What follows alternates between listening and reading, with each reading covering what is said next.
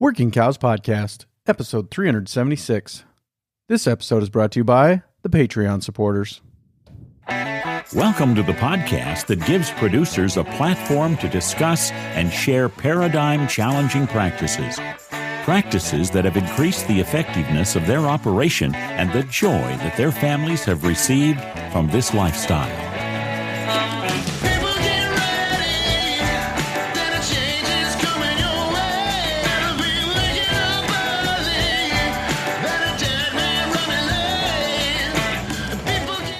Howdy, everybody. This is Clay Conry, host of the Working Cows Podcast, recorded exclusively in the Understanding Ag Studios.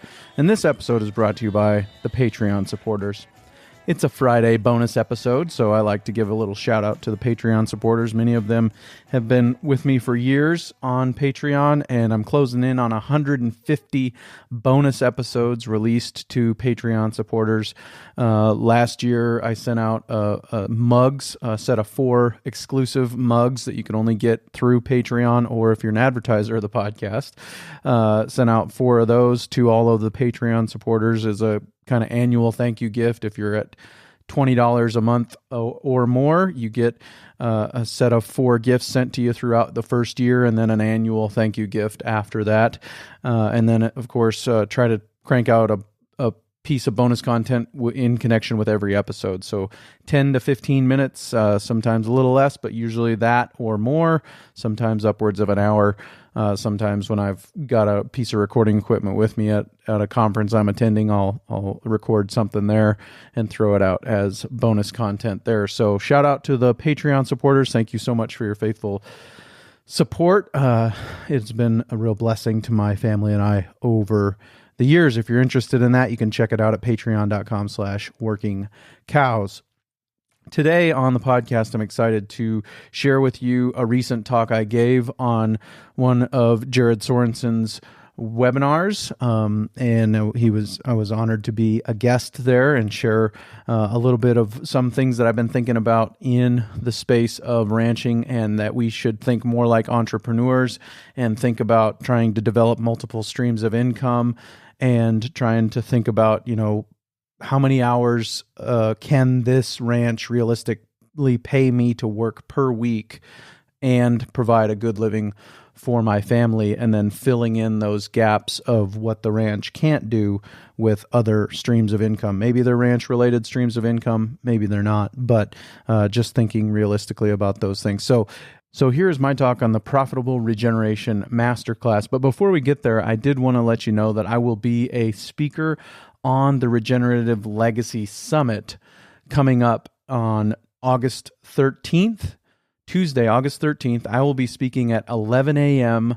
Mountain Daylight Time. That's 10 a.m. Pacific, 11 a.m. Mountain, 12 p.m. Central, 1 p.m. Eastern, and other time zones I'm not so sure about, but 11 a.m. Mountain Daylight Time I will be speaking, and I'll be talking about biblical stewardship.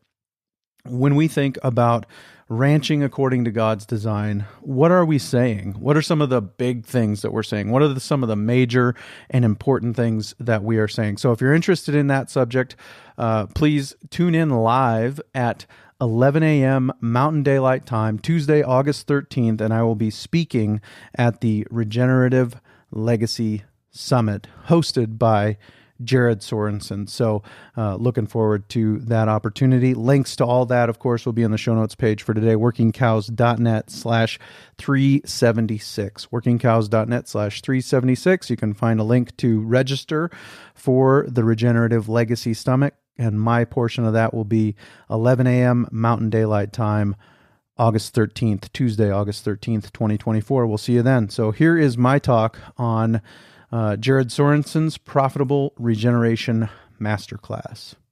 Well, very good. Well, I told somebody once when they asked if I was an entrepreneur, I said, well, I've got the manure part figured out, right? I'm not sure about the entrepreneur. And so we're going to talk about entrepreneurship. I think that's a pretty cool topic. I mean, I consider myself an aspiring entrepreneur. I've definitely had that bug of, I love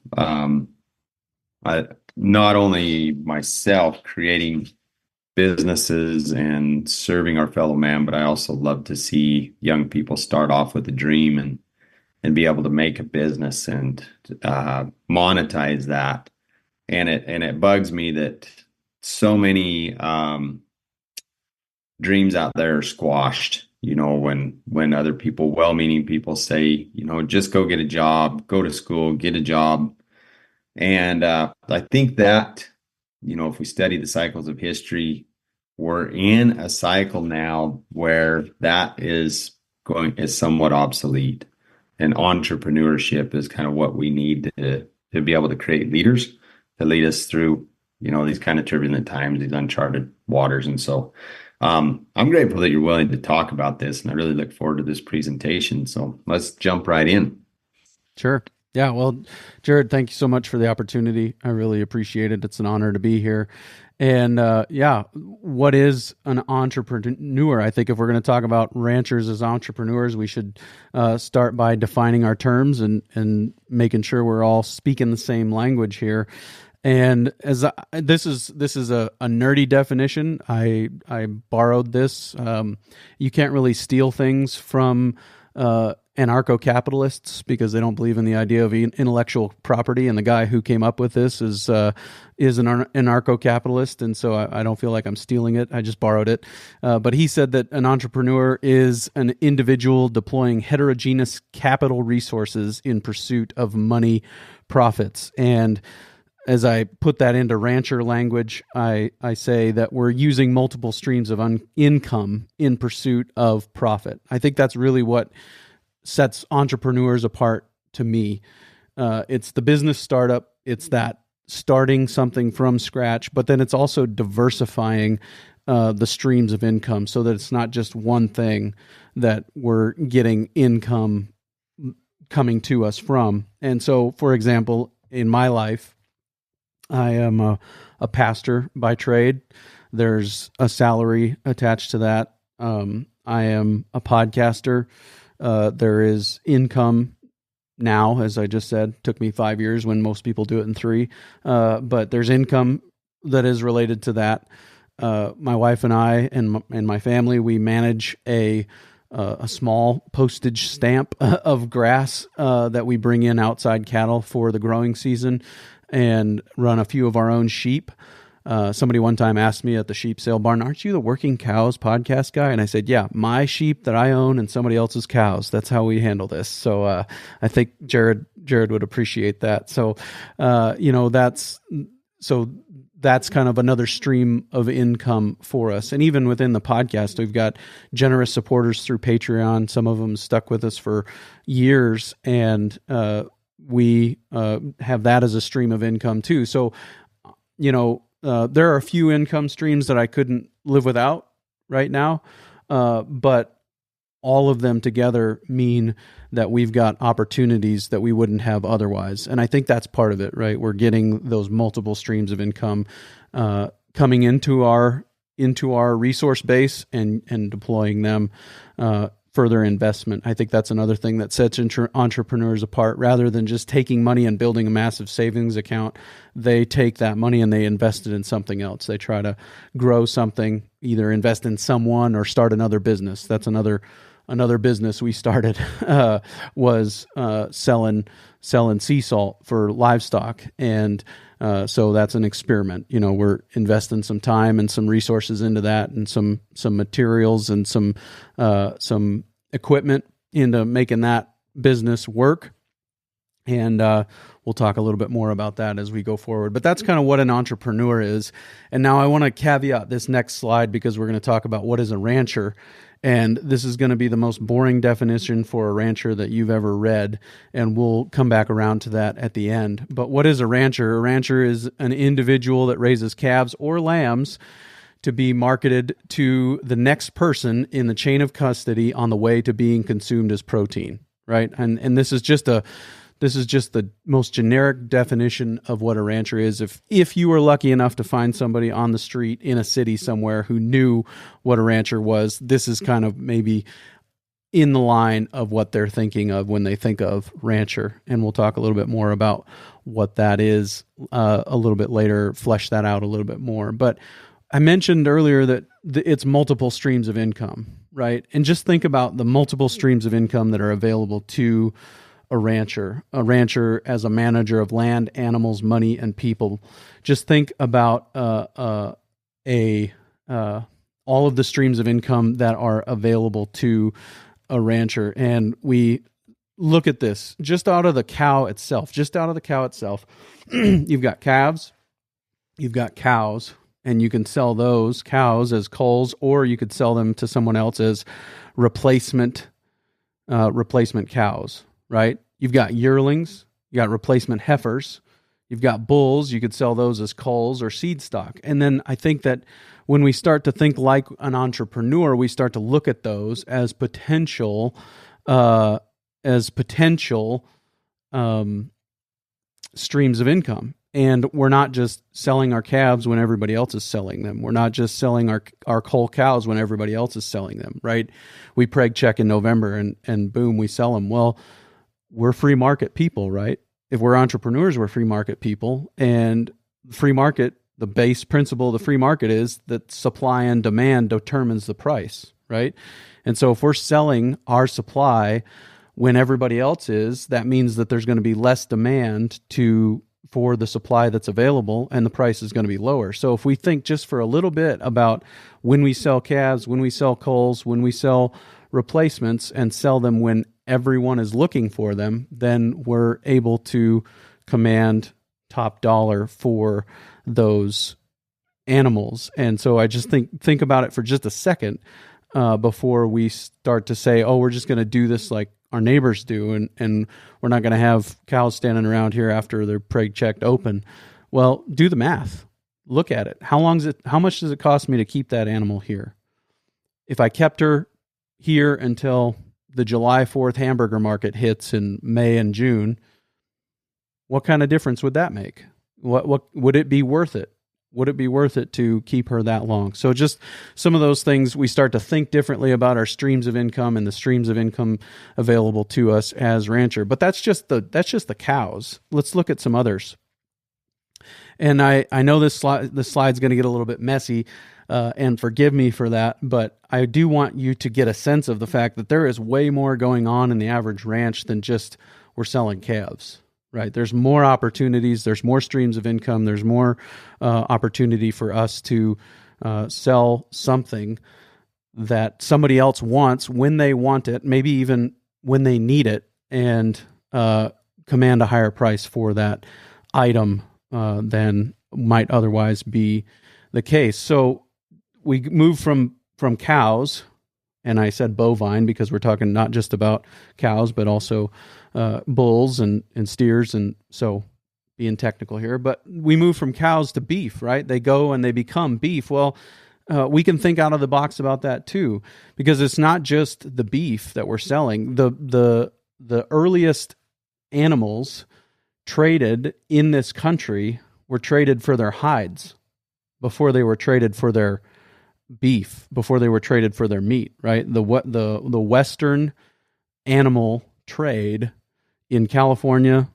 some of the earliest animals here, some of the earliest bovine critters here, California trade was a hide trade, right? They were making textiles out of the hide before they ever started to really pursue those animals for their beef. And so we've got hides, horns, and heads that can all be sold if we're willing to do the marketing. And we'll talk a little bit about that later. But then there's also, on the beef side, obviously, there's direct marketing. You can retain ownership on those animals through the feedlot and sell them into the conventional market. You can develop your own market through a farmer's market. You can build out a brick and mortar store. You can host long table dinners on your ranch for people from the city to come out and eat a meal of produce and meat products grown on your ranch. And there's people that are making, great income streams out of those kinds of things. You can ship beef all around the country, or probably even the world. I don't know. I know one guy who's shipping beef, and I looked up some of his beef the other day. $52 per ribeye steak. $52 per ribeye steak. And he sells out hours after he stocks his online store every other week. Every other week, he restocks his online store, and every other week, he sells out of ribeye steaks at $52 a piece hours after he stocks that. So there's another stream of income. And here's where this slide gets messy, because we're going to start just overlaying other things that we can do. So we've talked about the bovine and the beef. Those are streams of income in their own right. And I've given some examples of how we could develop those as streams of income. But now let's talk about the grass. We've got custom grazing. We can bring in other people's cows to graze on our grass, or we can bring in other people's cows to graze on other people's grass, a la Grey Judy and no risk ranching, right? We can lease out grass that we own to somebody else. We can use grass as an investment. We can buy grass somewhere else as an investment, hoping that the price will go up or that we'll be able to lease it as an income stream. Or we can stack enterprises on it, right? Joel Salatin talks about stacking fiefdoms. I really like that idea where, I think it's a great idea to have beef, lamb, pork, poultry, layers, all on every acre. I think every acre in America should have beef, lamb, pork, layers, poultry, right? Now, can I possibly do a good job of managing beef, lamb, pork, poultry, and layers on every acre of my land, and also be a husband to my wife and a father to my 4 children? No, I can't do that. So we can stack fiefdoms. We can say, hey, young entrepreneurial rancher or farmer or manager of Joel Salatin style chicken tractors, I've got land, I've got space where you're welcome to bring those Salatin style chicken tractors. I'll move them for you, or my kids will move them for you. You arrange the butchering crew, and you give me a cut of whatever you sell that chicken for at the farmer's market, right? We can start to make those relationships, and that becomes another way that our grass can generate an income stream for us. The next one is concessionizing. We can concessionize. This is, I think, a ranching for profit term. Capitalizing versus concessionizing, right? Concessionizing is where we get to use that, have that as a stream of income. We retain it as a stream of income, and we get other streams of income off of it. I recently did an episode with James Kaufelt of Ohio Land and Cattle, or Ohio Cattle Company, and he just blew me away with the streams of income that he has. And actually, he was an entrepreneur before he was a rancher. He did payment processing systems in schools and lunch cafeterias and like hospitals and stuff like that. And so he was an entrepreneur before he was a rancher. And so as a rancher, he thinks as an entrepreneur.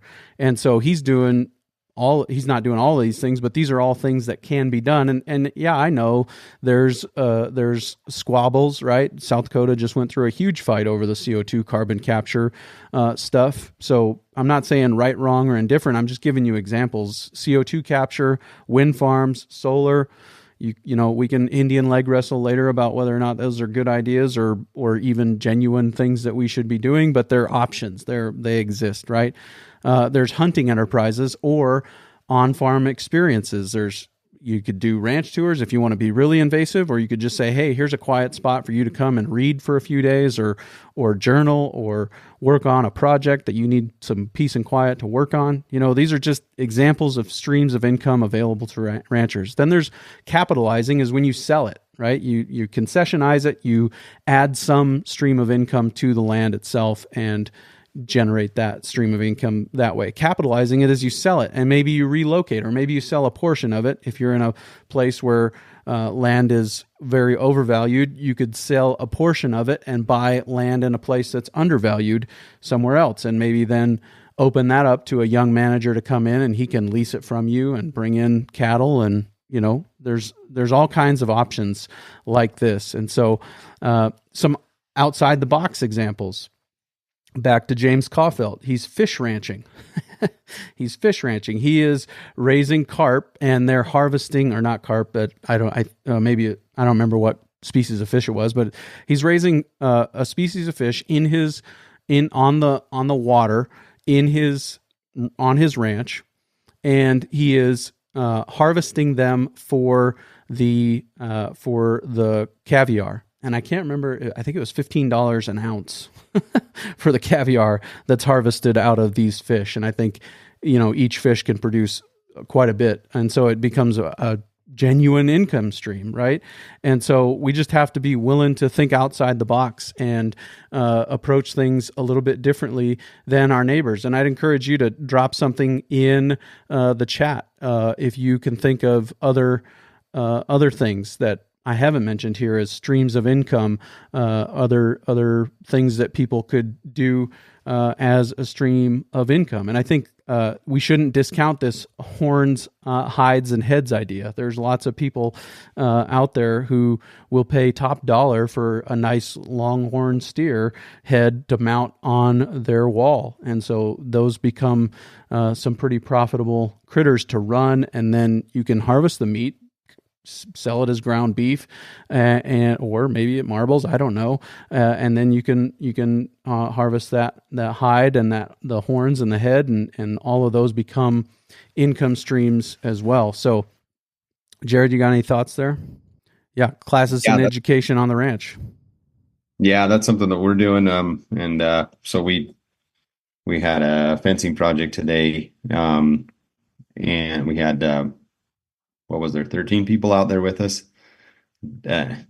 They're on the ranch for the summer, learning ranching, farming, and gardening skills, primarily from William DeMille and his second-year students that are here on the ranch. And so for us, that fits our context, and not everything does, right? I mean, maybe you don't want to be the turkey producer or whatever, but for us, education is important, and so that definitely fits. Yeah, absolutely, and that's important. An important thing to make note of. Not all of this stuff is going to be right for you.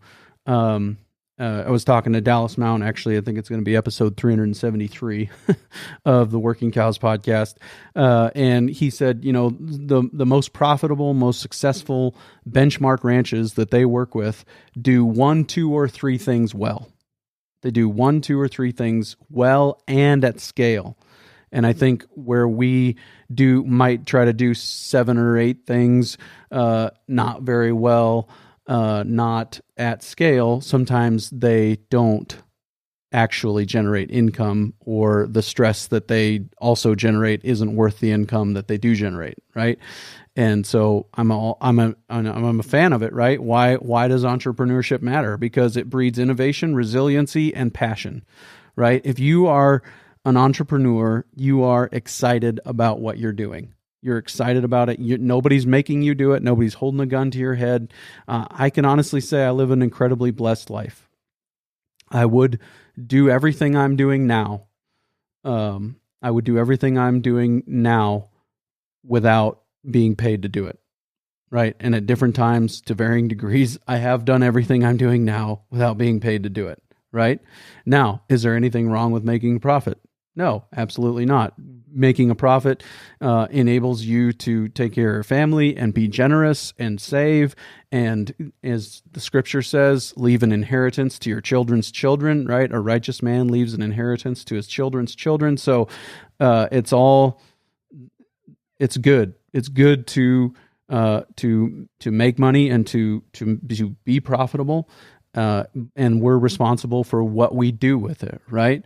I think Kent Donica said, making money isn't what gets you in trouble with the Lord. It's what you do with it after you make money that'll get you in trouble. And so I appreciate that, and I agree. So innovation, resiliency, and passion. Innovation. We're starting something new, but it's not always just about starting something new. Sometimes it's about doing something better than somebody else who's already doing that. Just doing it a little bit different or better.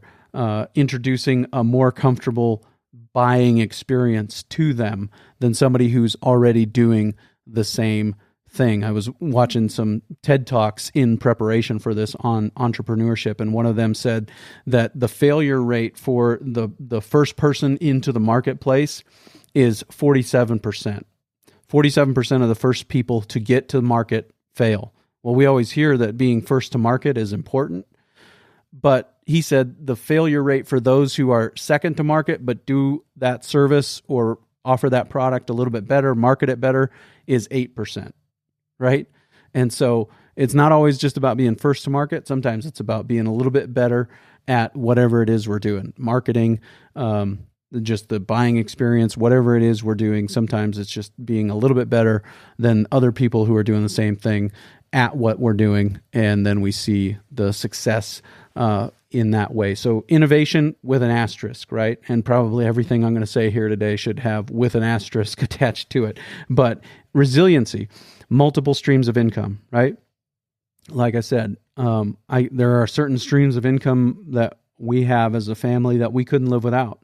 But all of them means that we are able to be more generous, save more for the future, invest more so that there's wealth to pass on to the next generations, and so we want to have multiple streams of income so that we're not dependent on one, right? We don't become captive to just one thing, that we have to keep everybody that is in charge of making decisions in that room where that employment decision is made happy so that we can keep that job, right? We have multiple streams of income, and we're not also vulnerable to the swings, the highs and lows of the market. And then also passion. Like I said, nobody's forcing you to do it. You are in that business because you chose to be, and you're passionate about it and you love it. And when you're passionate about it and you love it, the people around you, you're easier to be around. And sometimes I think that's part of ranching, right? Is the reason sometimes people don't come back to the ranch is because it wasn't fun. It wasn't a lot of fun, right? And when we can make it fun again, make ranching fun again, then maybe people are willing to come back to it, a little bit more willing to come back to it. And that creates its own set of challenges, but also challenges that we can be innovative in trying to solve. So what are some commonalities among successful entrepreneurs? I think that they are not afraid to be first, right? As I said, you don't have to be first. Sometimes just innovating on somebody's innovation and doing it a little bit more smoothly or better is important and is helpful, and that will be the key to success, right? Somebody else is doing this, but we're going to do it a little different and approach it a little bit in a way that makes it a more pleasant experience for everybody involved. And sometimes that is the key to success. So they're not afraid to be the first out of the boat. They're not afraid to be, the first guy down the ladder, one small step for man, one giant leap for mankind, right? They're not afraid to be the first person to do something. They're not afraid to be talked about at the coffee shop as, did you see what Jared's doing? Look at all that beautiful hay right behind him there that he could be harvesting with a swather. Instead, there he is grazing it, and so, they're not afraid to be first or do something differently. But they're also willing to quit. They're also willing to quit. Sometimes we got to just say, hey, this isn't cutting it. This isn't cutting it. If we've invested, we've given this an honest try. We have tried to make this work, and for whatever reason, it's not the right time. It's not the right time to do it in the marketplace, and we're going to shelve this. We're going to take what we've learned and go away and say, we'll come back to it later, maybe when the market is right. But they're willing to quit some things too, I think sometimes is what sets entrepreneurs apart. But don't quit too soon, right? Seth Godin wrote a book called The Dip, and he said that most times people quit in the dip right before the success was about to come, right? And that's when Jared asked me, what's the key to success in podcasting? I said, being too dumb to quit. Sometimes that's it. Be too dumb to quit. And I've talked to a lot of ranchers in their 80s and 90s who've told me basically the same thing. Like, we just didn't give up. How did you amass this land base? Well, my folks homesteaded here in 1910, and when everybody was clearing out in the 20s and 30s and 40s, we were buying their parcels, and we didn't give up. We just kept going. And so, don't be afraid to quit, but don't quit too soon, and stick with it and continue to work long hours. Dave Pratt, I appreciate what he said. It is possible to build a sustainable business on unsustainable effort, but not for very long, right? You might have to work long hours for a period of time, but that's not going to work forever, right? That's not going to work forever. You've got to put in the hours it takes to get things going, and then distribute that workload, delegate that authority to somebody else so that they've got the opportunity to step in and do what they need to do to help move the ball forward. So we might have to work hard, long hours for a time, but entrepreneurship is about those multiple streams of income and changing that paradigm. As Ranching for Profit is fond of pointing out, Dallas Mount and others, that we all grow up in ranching with a paradigm, and really just in life we grow up with this paradigm of the more I work, the more money I make. Whereas entrepreneurs, I think, start to see that there are certain things where the same amount of force on this lever in a different place generates a larger return, and they start to see it's not always the amount of work that I put in that determines the amount of money I make. Sometimes it's just having the right thing to sell to the right market at the right time and in the right place, and that is a determiner of success sometimes as much as anything else. So those are some of the commonalities between entrepreneurs. And I think that as we start to flesh out this definition of ranchers, right? I don't want to stick with our boring definition that we started with. And so we're going to talk about the fact that we are optimizing the commons. Ranchers should be optimizing the commons. What is the one thing? Drop this in the chat. I'll give you a second to think about it. Maybe give Jared an opportunity to ask a question here. What is one thing with which all ranchers are equally entrusted? So while people have a chance to think about that, Jared, and drop something in the chat, what they think the answer to that question is. Do you have any questions or comments or thoughts so far?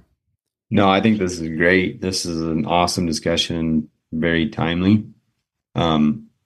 And just today, in fact, I had the question, and you probably get it as often as I do, is how does a young person get started ranching?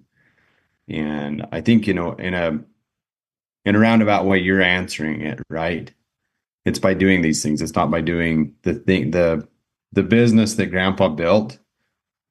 There are principles that we can take. Certainly the work ethic, the legacy, the connection with family, hard work, those things are absolutely applicable. But to be able to do business as was done 50 years ago or 100 years ago is probably not really practical or feasible. Would you agree? Yeah. Well, I think that was what made it different, right? They, in those times, I think they were experiencing rapid asset appreciation, asset value appreciation, right? I mean, some of these ranches in my neighborhood were bought for $1 an acre,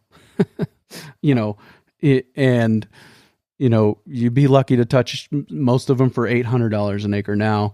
And, I know that's low compared to a lot of places in the world. And maybe I shouldn't say that out loud to the internet because they'll all know that we've got affordable land in South Dakota. But, it is the amount of asset value appreciation that they experienced was big back in those days. And so I think that was part of what made those ranches work, right? Well, can we count on that? I don't know. I think every generation probably says, no, you can't count on that. It's always this is the highest it's ever going to be. It's never going to get any higher. Sometimes they're right. Sometimes they're wrong. But should we build that into our business model that this $800 an acre land in Western South Dakota is going to be worth the $25,000 an acre the farmland in Iowa is worth now in the next 50 years? I don't think we should build that into our business model. I think we should try to optimize the commons. And I think the answer to this question is, what is the one thing with which all ranchers are equally entrusted is sunshine. We all get sunshine. Not everybody gets rain. Not everybody gets the same amount of rain. Not everybody gets rain at the same time of the year. Not everybody's rain is equally dependable, right? I've interviewed ranchers in the Chihuahuan Desert who count on 9 inches of rain a year. But for the last couple of years, they've had 2. And so they, their context is different than ours, right? Their context is different than Missouri. And so, but we all get sunshine. And so how do we take care of that sunshine? How do we make use of that sunshine? And I think the most important thing, as I understand it, first of all, you've got to understand your context. Where are you in the world? Are you in Missouri with 35 inches of rain? Are you in the Chihuahuan Desert with 9 inches of rain, but sometimes 2? Are you in the Ruby Valley with, access to irrigation or the Clover Valley with access to irrigation, and so understand your context. And then after you understand your context and what's been done to that land or what's happened on that land before you got there, I think the next thing that we've got to do is cover the soil. We need to have a good armor on the soil, a good piece of cover on the soil, and it needs to protect the soil because you've got an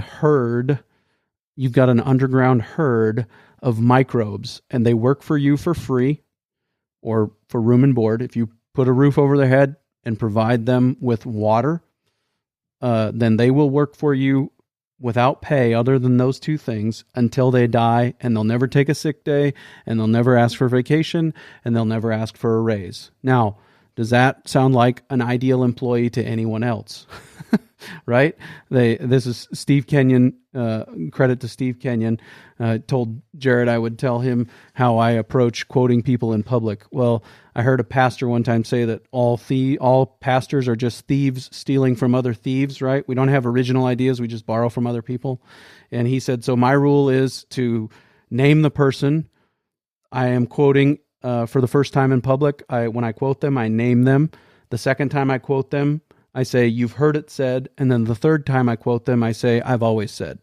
And so that's how I approach quoting people in public. But anyway, Steve Kenyon talks about our underground employees, right? They never ask for a sick day.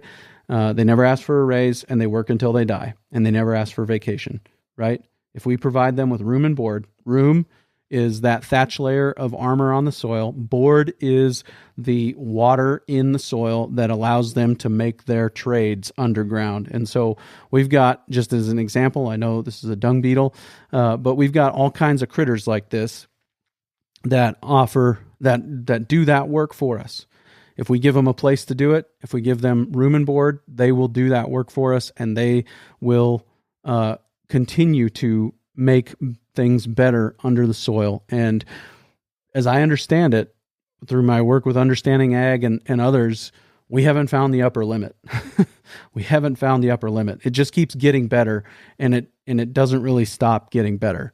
And so it might slow down in its progress of getting better, but it doesn't really stop getting better. It just kind of continues to trend upward in its quality. And so I think that is important for us to remember, is that we've got to take care of them. We need to provide them with armor on the soil. The next thing that I think is a key, these are just the 6 principles of soil health, right? Context, armor on the soil, diversity, and that is diversity of roots. And I appreciated the way that Harry Cope from Missouri said it on the podcast recently. He said, diversity in everything but the livestock, right? That's been our approach a lot of times in agriculture, is big, black, beautiful cattle. That's the only livestock you want. That's the only livestock that'll increase the size of the belt buckle you get to wear to the coffee shop, right, Jared? And so we want diversity, not just in the livestock. We want diversity in the plants. We want diversity in the underground microbes. We want diversity everywhere we can get it, and probably also in the livestock. We want diversity of livestock. I think, like I said, beef, lamb, pork, chicken. I think all of that fits into the ecosystems that we are managing, and some better than others, honestly, right? Yes, big, black, beautiful calves get you talked about on the market report for the sale barn. But is this land, especially in the West, and I think, Jared, you agree with me, is this land best suited to big, black, beautiful calves. Maybe not. It might be actually more suited to small white sheep. It might be more well suited to goats, right? Sometimes we just need to forego the ego and run something else and have diversity in something other in the livestock as well, right? So we want to understand our context. We want to have armor on the soil. We want to have diversity of roots and livestock. We want to integrate livestock on every acre. No caveats. No caveats. Every acre in American agriculture should have livestock integrated every year. I'm just not going to caveat that statement. You can have my witch trial later, but that's my statement and I'm sticking to it. We want to have a living root in the soil as long as possible throughout the year. Something photosynthesizing out there throughout the year, and it's possible. It is happening on certain acres. There are people who are doing this on every acre, and so we want to do that. Those are the things we're shooting for. And the last one is reduced disturbance, reduced mechanical and chemical disturbance. I think we should have both and reduced mechanical and chemical disturbance. We don't want to use pesticides, herbicides, fungicides. That's all CIDE. It ends in death, right? We're killing something, and we're killing a lot of things we don't know we're killing just to take care of the flies we can see, just to take care of the weeds we can see. And so I think that's something that we should also keep in mind, is reduced chemical disturbance as well as reduced mechanical disturbance in the form of tillage and other things. And so we want to optimize the commons. We want to make sure that all of these relationships are as good as they can be. And I think the key to doing that is humility. I don't understand why I've got as much cheatgrass on my place as I do, but I'm going to trust that I didn't abuse that land, and that something about this year that also made lots of green needlegrass grow that I haven't seen before also made the cheatgrass grow. And I'm not happy about it, but it's where we are, and I'm going to have a little bit of humility and say, maybe I messed up, or maybe it's just the year. Maybe it's the fact that we had no snow cover this winter. It was a really easy open winter, and maybe that had something to do with it. I don't know, but I'm going to trust that if I continue to manage in a way that I know is, as I understand it best, then those things are going to take care of themselves. And I'm not going to spend a lot of time worrying about what is there or what isn't there. I'm going to do my best to manage for what I want, not worry about what's there that I don't necessarily want. And so I think that brings us full circle back to, we talked about what is a rancher. I told you I was going to give you the most boring definition you've ever heard for what a rancher is. And now we're going to look at a definition of what is a ranching entrepreneur. And I think a ranching entrepreneur is a businessman that pursues profit by managing land and livestock in such a way that optimizes the common resources of sunshine and precipitation. We all get that. Some of us get more precipitation than others, as I said, and stresses the resources under management, and those are land, animals, money, and people, as little as possible. If you can reduce the stress on your land, reduce the stress on your animals, reduce the stress on your money, like cash flow works, there's always money in the bank account to go get groceries, right? The cash flow situation is working. And reduce the stress on your people. I don't know how to define the good life more than that, right? The land isn't stressed. The animals aren't stressed. And we all know that happy, unstressed animals gain weight better and go through stressful times in their life better. They shed off viruses and diseases easier. And so if we can reduce the stress on our land, animals, money, and people while optimizing the common resources of sunshine and precipitation, I think then we can call ourselves ranching entrepreneurs, and we can see a better chance at success than we would otherwise if we just tried to approach things according to the conventional paradigm. So any thoughts there, Jared? No, that's awesome. I really like that definition. And again, kind of back to our grandfathers, they were entrepreneurs. they were individuals. Well, my grandfather in particular, we went through the Great Depression, started out with sheep and came out of the Depression wealthy. Whereas many of others who went through that, some committed suicide, some of them went bankrupt. Some of them, the bank took over their farms and ranches.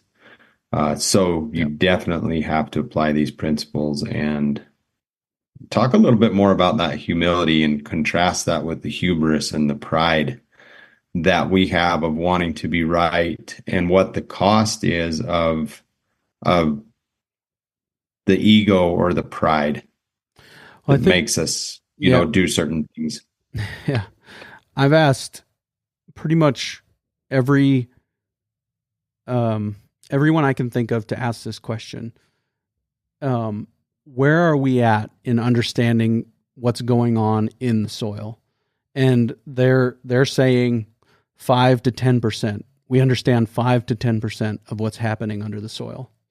And so to me, that should humble us and say, okay, I probably don't know enough to go out and try to control something with 2,4-D. I probably don't understand enough of what's going on under the soil to say, I'm going to spray this to take care of that weed, right? And I honestly, monocultures are the problem here, right? As I understand it, monocultures nature wants diversity. God designed a diverse system, and nature wants to be diverse. And so, their monocultures are always going to be plagued by, quote unquote, plagued by diversity trying to creep back in, right? We don't call them weeds at our house. They're nature's cover crop, right? There's evidence there of either mismanagement or the system going through a healing process. I think a lot of times weeds are pulling nutrients to the soil, right? Calcium, dandelions, I think, pull calcium to the soil surface so that they're usable to the plants. And so we just need to, I think, slow down. I mean, I've asked Gabe Brown that question. I've asked Nicole Masters that question. I've asked all those kind of people that question. How much of what's happening under the soil do we understand? And they're saying 5 to 10%. And so we just need to have some humility and say, I don't know. I don't know. I'm not comfortable with the amount of cheatgrass out there right now. Maybe it's a lesson for me to do a better job of managing, or maybe it's just this year that we're in, the soil condition that I have inherited from before me this is part of its process, and I'm going to let it do its thing, and I'm going to try and do what I know to be best. Yeah, well said. Yeah, appreciate that, and amen. I think one thing else I would point out here is this picture of a ranching entrepreneur. This guy appears to be thinking to me. And I think that's an important part of our success as ranchers, is giving ourselves time to think. This episode I just am working on releasing here in a couple of weeks with Dallas Mount. He says something in the course of that episode about the fact that a lot of times what we need to do is outsource the $10 and $15 an hour jobs so that we have time to spend working on the $100 and $1,000 an hour jobs, right? So we can start thinking about a marketing plan for cull cows. We can do the math on what difference would it make if we didn't cull cows when everybody else is culling their cows? What difference would it make if we shrunk our cow herd, ran fewer cows, and brought in custom grazers to graze in the growing season? Would we make more money doing that, right? And if that means I have to pay the neighbor's kid $15 an hour to go put fence clips on, maybe it's worth it, right? And so I think thinking is a big part of success in ranching as an entrepreneur. Being able to just think about, what does the market need? What do the market cycles tell me is going to be required when they're going to be wanting to buy cows at this time? Maybe I should have some cows around to sell them when they want them and when the price is highest. Alan Nation was probably already passed on before he started podcasting. Otherwise, I'm sure he would be on your podcast. And he said that in his book, Knowledge of Ranching, the rancher's most important job is to think. And I really like Bob Proctor. He said that again, both of those individuals are dead now, but he said that we think, and really what we're doing is we just worry. So there's a difference between worrying and thinking, and that creative.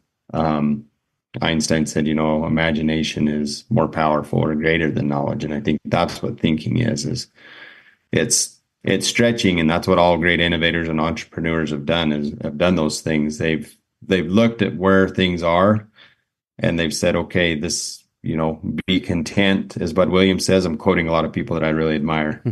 Bud Williams says, be content, but never be satisfied. At the end of the day, be content, but always be looking at, okay, what went well, measure your progress, but also what can I improve on?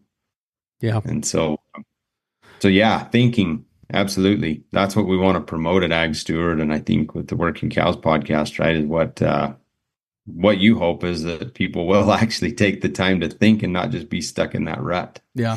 I've been saying for a long time, I'm not here to tell you what to think. So if young people, if you're listening to the podcast and you're writing down notes to pitch the meeting, to your dad, that's not what I'm here for. I'm not here for you to go change your folks' business necessarily. I'm not here to tell you what to think. I'm just here to give you something to think about.